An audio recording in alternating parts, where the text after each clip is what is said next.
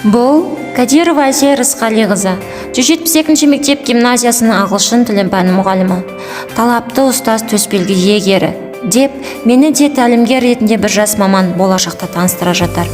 Ал бүгін мен жас маман ретінде өзімнің тәлімгерімді таныстырамын. Таныстырмас бұрын тәлімгер ол кім, ол қандай болу керек деген сұраққа бір шолу жасасақ.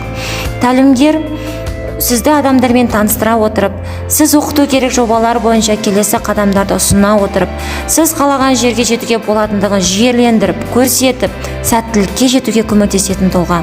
Менің тәлімгерім әрдайым маған уақытын бөлуге, менің жағдайым мен қажеттіліктерім туралы ойлануға, қажет болған жағдайда пайдалы кеңестер мен қиын шындықтарды беруге дайын.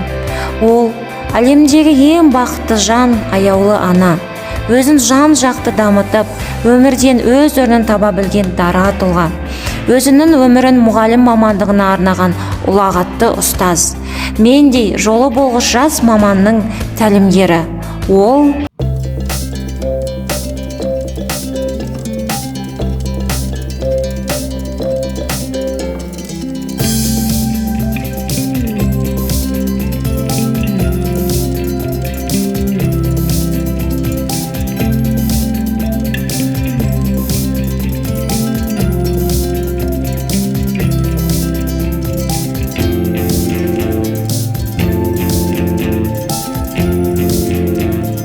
Ал бұл менің арманым. Осы сайысқа қатысудағы басты мақсатым.